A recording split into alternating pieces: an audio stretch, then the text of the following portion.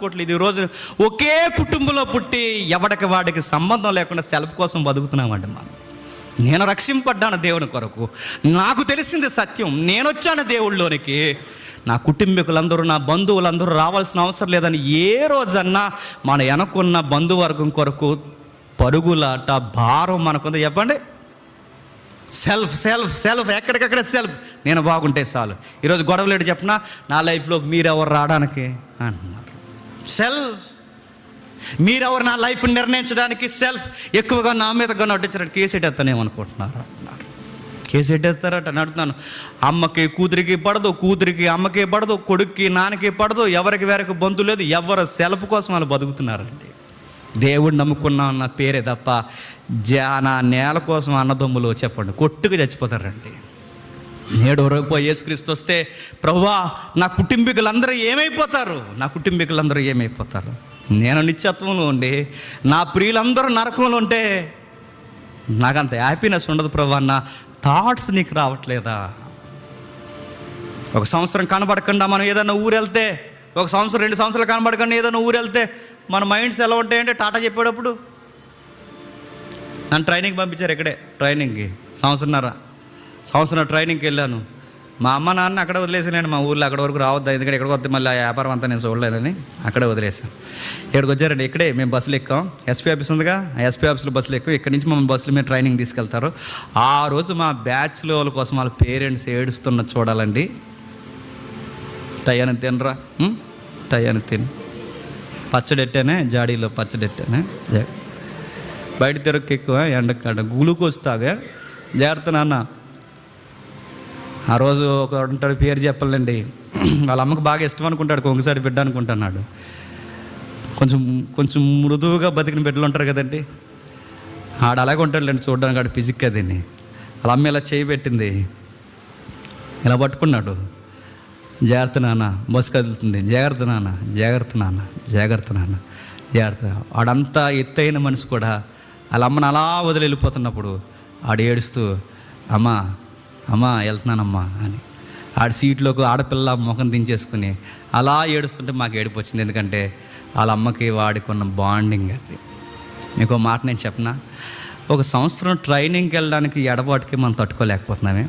రేపు యేసుప్రభు వస్తాడు, మన ప్రియులు మన చేతులు పట్టుకుని ఒకవేళ ఉంటేనే, మళ్ళీ చెప్తున్నాను, పునరుద్ధానంలో జరిగితే, లేదు ఇప్పటికిప్పుడే వస్తే ఇలా చేయి వదిలి ఒకసారి వాళ్ళు అలా వెళ్ళిపోతుంటే ఆ సీన్ ఎలా ఉంటుందో ఒకసారి ఊహించుకోండి.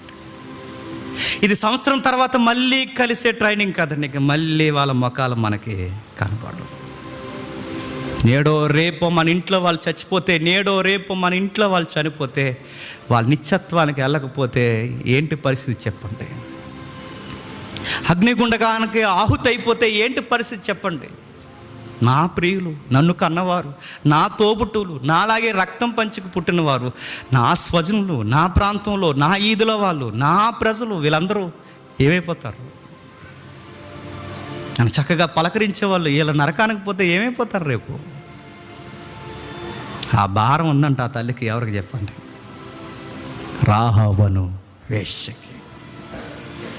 వేశ్య అనే పేరే తప్ప ఆ మనసు మాత్రం చెప్పండి చాలా మంచి మనసు అండి. పరిస్థితులు తనను అలా తయారు చేశాయో, పరిస్థితులు అలా రావాల్సి వచ్చిందో, ఏం జరిగిందో మనకు తెలియదు, కానీ మంచి మనసున్న అమ్మాయే, మంచిదే. ఎందుకో తన జీవితం కొన్ని మరకలు అలా అంటుకున్నాయి తన జీవితానికి.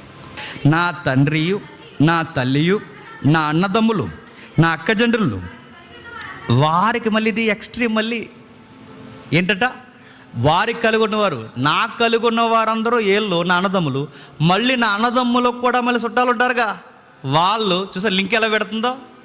మనమైతే ఇప్పుడు యేసుప్రభు వచ్చారు అనుకోండి, యేసుప్రభు వస్తే మనం ప్రభు ఇంకెవరు, మా ఆవిడ నేను ప్రభు మర్చిపోను, నా ముఖం చూసి దాన్ని కొంచెం ఏదోలాగా నేను అంటాను అనమాట, జాస్మిన్ ఏదోలాగా ప్రభు కొంచెం సెల్ఫ్ గలమండి మనం అందరూ. మళ్ళీ చెప్తున్నాను, మన కొరకే ఆలోచించుకుంటాం, మన వరకే ఆలోచిస్తాం. నేను, నా పిల్లలు, నేను, నా భార్య, నేను. ఇంకా ఫైట్ జరిగితే, ఇంకా గొడవ జరిగితే, భర్త భార్యల మధ్య కూడా నేను, భార్య వేరు చెప్పండి, నేను వేరు. ఈరోజు ఉమ్మడి కుటుంబాలు ఉన్నాయండి, అసలు ఉమ్మడి కుటుంబాలు ఉన్నాయి ఈరోజు. ఒక అత్త అంటే పడదు, ఒక మామ అంటే పడదు, ఒక భర్త తాలికి పడరు, భార్య తాలికి పడరు. రాకాసి ముఖాలన్నీ ఉన్నాయండి ఇప్పుడు అంతా. ఉమ్మడి కుటుంబాలు లేవు. ఈడ అత్తగారితో కలిసి ఉండవు, ఇతర వీళ్ళ ఈవిడ అత్తగారితో కలిసి ఉండదు. ఎవరిది అంత రాకాసులు, ఏకాకి జీవితాలు.